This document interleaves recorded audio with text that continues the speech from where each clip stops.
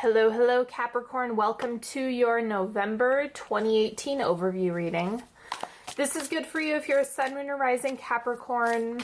And if you don't know your Sun, Moon, and Rising, just look up Natal Chart Generator and you will find a bunch of free options for that. So,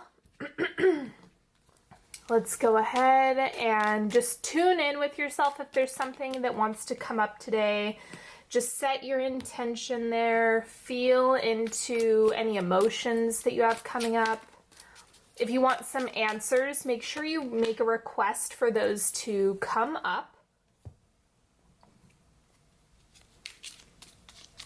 Okay.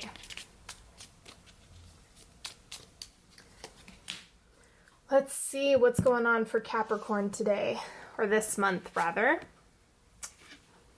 Determination is so beautiful. And I think what is really shining through in this card is that this seems to be about your qualities. So think about the ways that you're determined. Think about the ways that you might be really rigid or focused, or any number of things that might even have like a dark side to it, and really uplift the part of that quality that's helped you, right? Because it's very easy when we look at ourselves to simply focus on the way that that quality is a detriment or a frustration or a challenge. But remember that you make sense. You always make sense, because we're always going to be able to trace it back to a point in time when that skill, that gift, or even that dysfunction makes sense. And so the entirety of you is what's beautiful. Okay, so then we also have transformation, and it's Angel's trumpet, if you can't see that.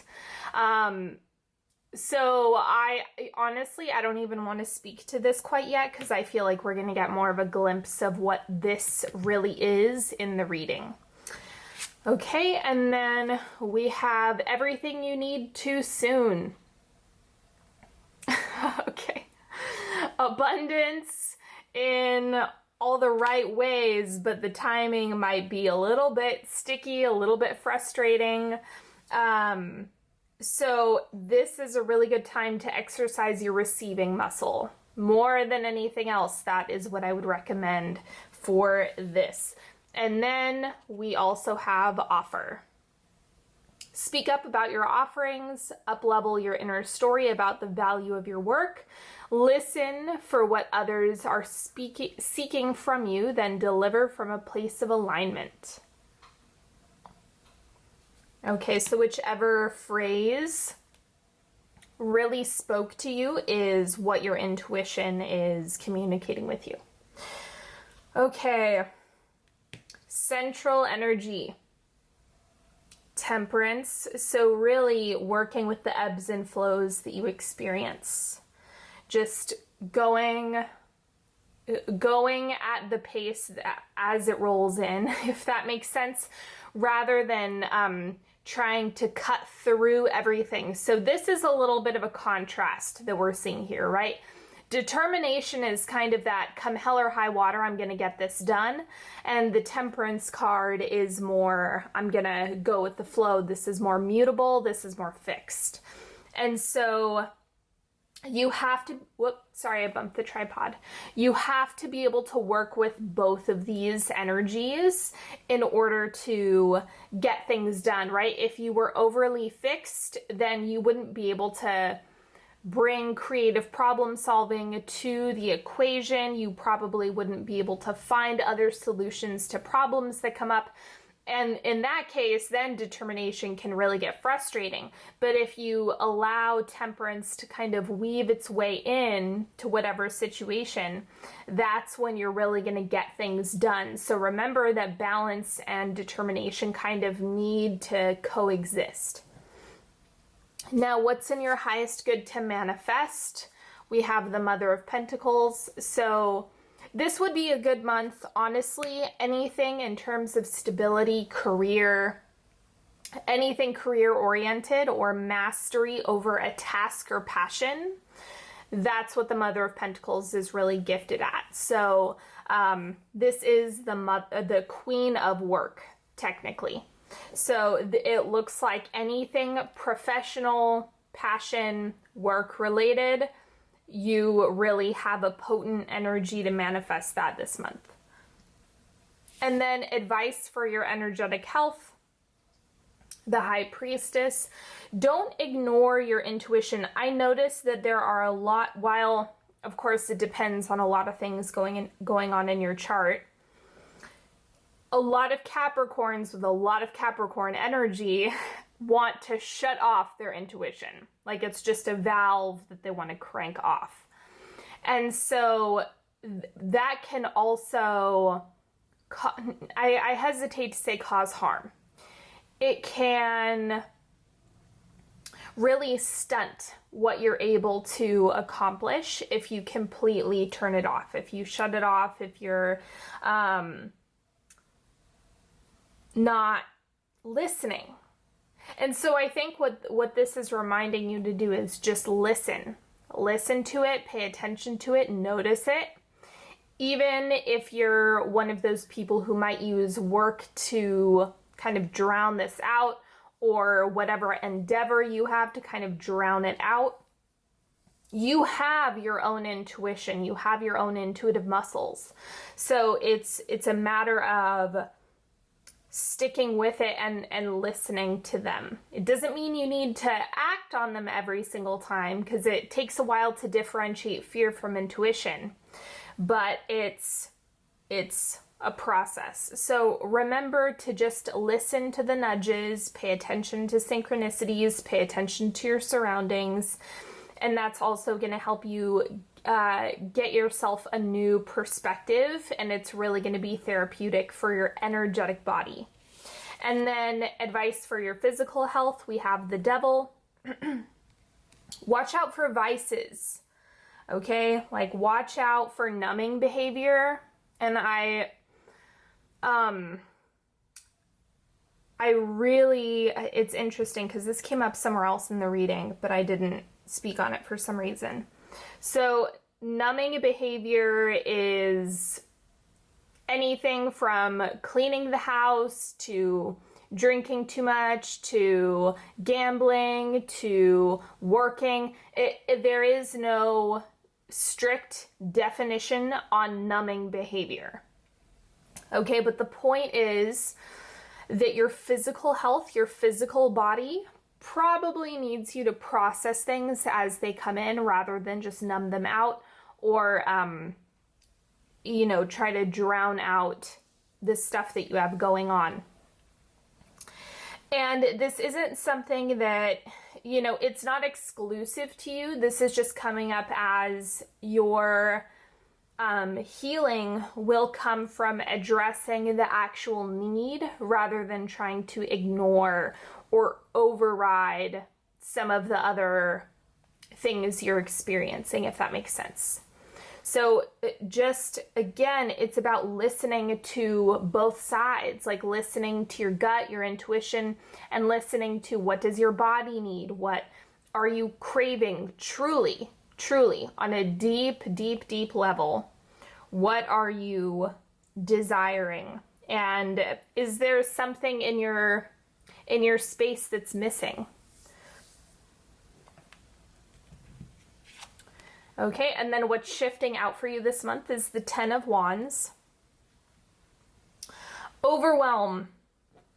I'm going to clarify this one because it's having too much to do, getting too much done, having too much on your plate, saying yes to too much, all of that stuff. And Eight of Coins, it looks work related, or again, passion related or project related, right? Whatever it is that you do. And so it seems like you're kind of, that is the transformation. I was kind of waiting to see what exactly is the big thing that's happening here. And it's transforming the way you manage your workload, the way you deal with overwhelm, the way you deal with overcommitting or overextending or doing too much. You are working through all of that. Okay, so this is good news. This is like, okay, we're saying goodbye to all of the behaviors that are causing you to want to numb. And if you move those out, it's kind of like you're taking out the garbage rather than trying to spray it with Lysol. So that this looks like it's actually really productive for you. And then the oncoming energy is the Ace of Pentacles. New seeds, new beginnings. Like getting all of this complete, getting all of this done, getting there's a somewhat of a reset button where it's like you're able to accomplish everything that you want without spinning your wheels in the mud, without doing too much, without overexerting yourself.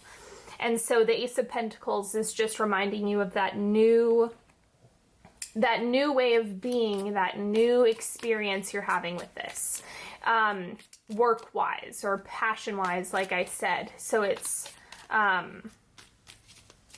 let's see, I'm going to clarify it. Queen of Cups. Yeah, so it's like self-care comes first. That's the transformation. Like work, work, work, work, work. Okay, that's not working. I'm getting burnt out. Okay, do things differently.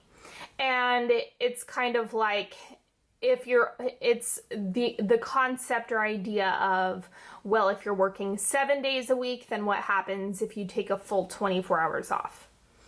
You know, and exploring that for yourself and seeing what changes as a result, like not working so hard and focusing on giving back to yourself. Now we're getting into the timeline. If you are new to my channel, the timeline is first quarter, second, third, and fourth quarter. It's about a week, but it's fluid because it's time. So it's, you know, like this is where you'll start November. Queen of Cups. You're getting, it might be related to the moon just because that's coming up here. But the main thing to keep in mind is that you kind of like get a dose of how you need to exercise with the Queen of Cups, like what exactly you can learn from her in the beginning of the month. Like you get a really clear picture on what is or isn't working with how you're doing things currently.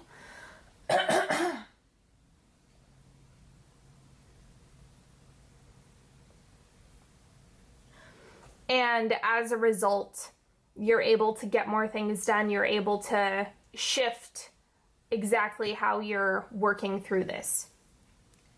Okay, so that's the first thing. And then second quarter, we have the Chariot, so forward movement. I really like this card. Remember that your energy is directly related to how much you're giving to yourself. And that's what this is saying. It's like, okay, you get that notification of, all right, you either take care of yourself or you continue being burnt out. And then when you give back, you're able to see the progression, the increase, the influx of your energy. And that's what the Chariot represents. Is okay, now we're really moving and getting things done. And then third quarter, Judgment. So it's kind of like you're finally settling into your new reality, settling on a decision or the way things should be for yourself. And so it's kind of this evolution of integration of this new part that's kind of underdeveloped, like with the High Priestess and, you know, combating kind of this devil energy, the vices that might be popping up for you, the numbing activities that might be coming up for you. And you're just integrating all of that and feeling into the balance and conviction of, okay, like I've done all the things, I've figured it out. It's like you're really finding your balance and how that's defined for you. And then wrapping up the month, the end of November, we have the Empress. Lots of feminine energy coming up, lots and lots and lots and lots of self-care. Like this entire spread is take care of yourself. If it really is. It's like find your balance and then take really good care of yourself, or you're going to stay stuck back here. Because remember, you don't have to listen to me. You don't have to take this, you don't have to use this energy that you have coming up at all. You can stay here. You can hang out with the 10 of Wands. That's fine if you want. But at the end of the month, being conditional on the things that you've learned here, you do end up with the Empress, which is divine feminine, being able to receive, and you're really going to amplify your ability to receive more. Remember, that's also why we have everything you need too soon. If you're not willing to receive, if you're not taking good care of yourself, if you're not open to things coming in and you're kind of locked up, then this is what's going to happen. This is kind of this is also another alternative to what could happen for you this month. If you're exercising the feminine, which is receiving, then you won't have to deal with this.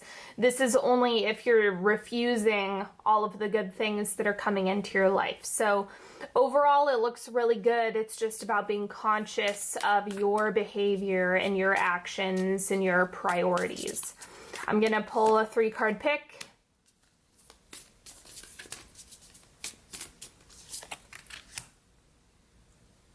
And I want to let you know these are technically relationship cards. Love and relationship cards, but the advice will apply no matter what, because they're affirmations. So I find that they have really good advice regardless, and they apply to all different kinds of relationships, not just romantic ones, even though the cards are pink. So just go ahead, you can ask a question or just feel out which card is right for you. And card number 1, giving. I welcome the idea of give and take into my relationships, and I eagerly practice the give part. By giving freely, I discover just how fun giving really is. Giving my time, care, and attention to someone else actually gives me good feelings, which makes me want to give even more. Wait a sec, does this selflessness make me look selfish? Be honest. Okay, and that's also part of receiving. Remember, it's the reciprocity. It's give and take. Okay, so where do you land on that spectrum if you were to evaluate yourself? And it's like, are you better at one than the other? And how can you find more balance in there? Okay, card number 2, open-heartedness.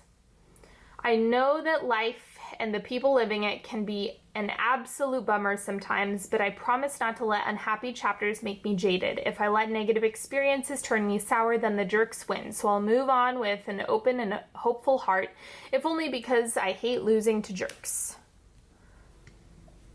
This is about being skeptical with your own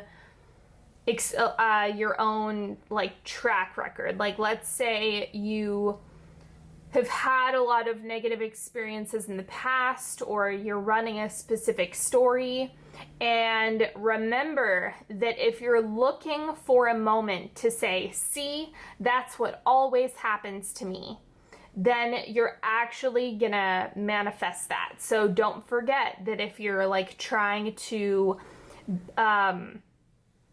close that part of you off, that's why open-heartedness is coming up. It's like, nope, you want to challenge that. And then card number 3, celebration. When I come across people in happy, healthy relationships, I give jealousy the finger and celebrate their joy. When I do so, I'm rooting for the good guys, which means that I'm a good guy. And that means all of us win. Who wants to celebrate? Okay, this is also about celebrating the small wins for yourself, as well as for other people. And the more you do that, you're able to cultivate more reasons to celebrate. So it's kind of like showing that gratitude piece for this. And I want to be clear that you can have both, right? Like, it's normal to feel jealous or critical or any number of things, and it's also okay to shift that too. You don't have to like muddy that or say, no, that feeling is invalid. Both feelings can be valid. So remember, it's not about like shutting out all of the negative feelings and only enjoying good ones. It's about being in balance. It really is. It's about working both. Okay, so that is all that I have for you today, Capricorn. Thank you so much for liking, sharing, subscribing, watching, and following me on Facebook and Instagram. Don't forget, if you want to work with me one-on-one, all of the links are in the description box. So you are welcome to check all of those out if you want to get a tarot spread or a one-on-one session. So that is all I've got for you, and have a lovely November. Until next time, have a good one. Bye-bye.